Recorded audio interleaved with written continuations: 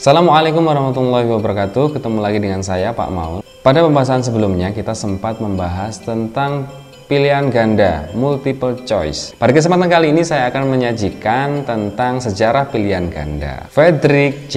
Kelly, seorang dari Amerika yang dianggap sebagai bapak soal pilihan ganda. Ia merancang soal pilihan ganda itu di tahun 1914. Kondisinya pada saat itu siswa-siswa yang ada di Amerika itu melonjak karena banyaknya imigran, sedangkan guru-gurunya itu jumlahnya tidak sebanding dengan jumlah siswa yang ada. Karena pada saat itu pria-pria pergi berperang dan kemudian para perempuan bekerja di pabrik. Maka dari itu, Frederick memikirkan bagaimana caranya agar penilaian itu bisa dilakukan dengan cepat ke siswa sehingga semua siswa terpenuhi pendidikannya. Dan akhirnya, pada prakteknya, soal pilihan ganda ini terbukti cepat dalam penilaian dan sangat efektif pada saat itu.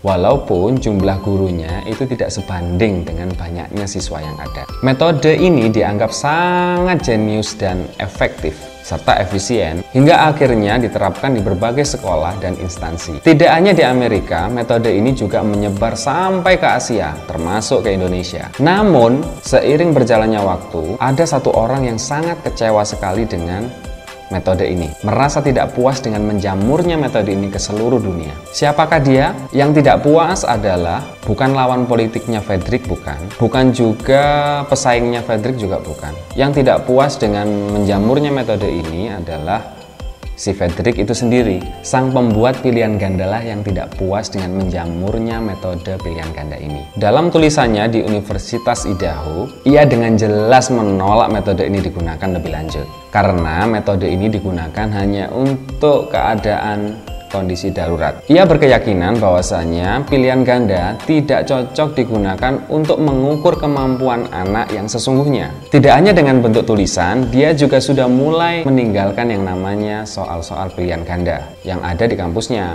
Namun pihak kampus merasa tidak setuju dan kecewa kepada dia.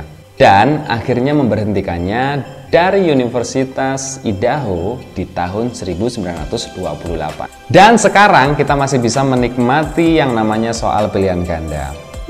Nah, yang menjadi pertanyaan pada kesempatan kali ini adalah, masih relevankah soal pilihan ganda diterapkan di sekolah-sekolah yang ada di Indonesia? Ini jawaban murni, jawaban saya secara pribadi. Jika jawaban teman-teman ada yang berbeda, mungkin bisa di kolom komentar.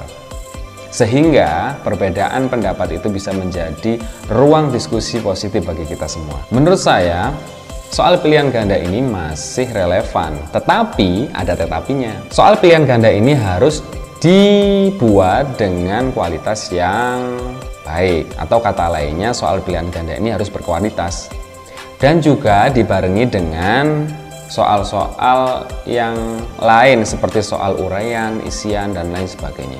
Kemudian terakhir, bagaimana sih cara membuat soal pilihan ganda yang baik dan benar? Seperti apa pembuatan soal pilihan ganda yang baik? Simak penjelasannya berikut ini. Kaidah teknik penulisan soal pilihan ganda. Ada 3 hal yang harus diperhatikan ketika menulis soal pilihan ganda. Yang pertama dari materinya, kemudian konstruksinya, dan yang terakhir bahasa. Dari segi materi, itu yang harus diperhatikan adalah soal harus sesuai dengan indikator. Yang kedua, pilihan jawaban harus homogen dan logis. Yang ketiga, setiap soal harus mempunyai satu jawaban yang benar atau yang paling benar. Pada kesempatan kali ini saya akan membahas yang materi saja.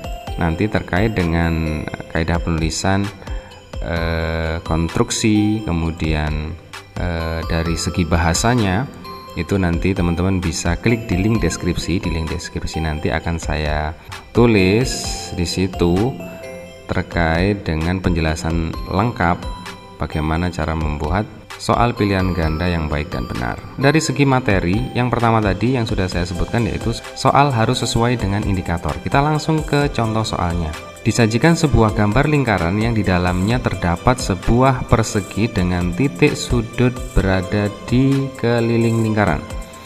Peserta didik dapat menentukan cara menghitung luas lingkaran jika diketahui panjang sisi persegi tersebut.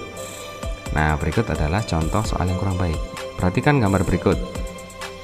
Diketahui persegi ABCD dengan panjang sisi AB sama dengan 14 cm.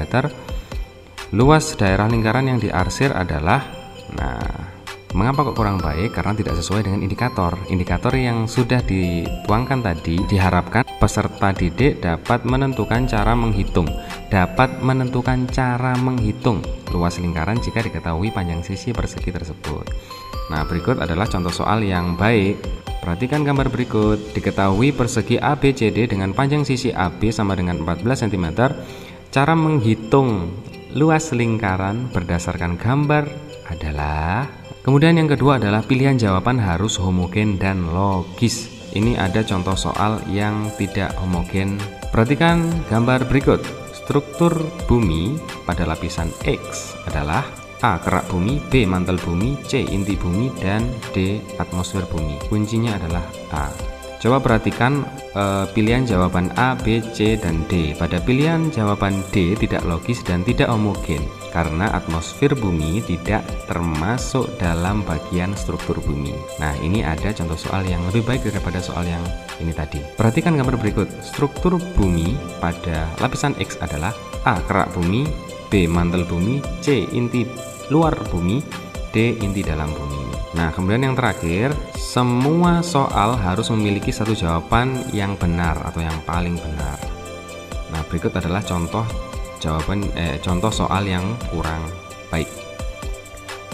Contoh peristiwa konveksi dalam kehidupan sehari-hari adalah A. Panas matahari yang sampai ke bumi, B. Terjadinya angin darat dan angin laut, C. Air yang dimasak di dalam panci lama-kelamaan mendidih, D. Pangkal besi yang terasa panas ketika ujungnya dibakar. Kunci jawabannya B dan C. Pada soal di atas terdapat dua jawaban yang menjadi kunci sehingga membingungkan siswa. Bagi siswa yang menguasai materi akan sangat dirugikan. Berikut adalah contoh soal yang lebih baik daripada soal tadi. Nah, itu tadi dari segi materi. Dari segi konstruksi dan dari segi bahasa, teman-teman bisa klik di link deskripsi untuk mengetahui penjelasan lebih lengkap, lebih detail, dan lebih lanjutnya. Terima kasih. Nah, itu tadi pembahasan terkait dengan secara singkat pilihan ganda, kemudian cara membuat pilihan ganda yang baik. Cukup sekian dari saya, semoga bermanfaat. Sampai berjumpa di video selanjutnya.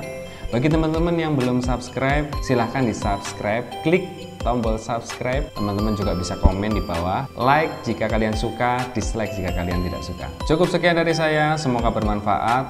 Lifelong learning.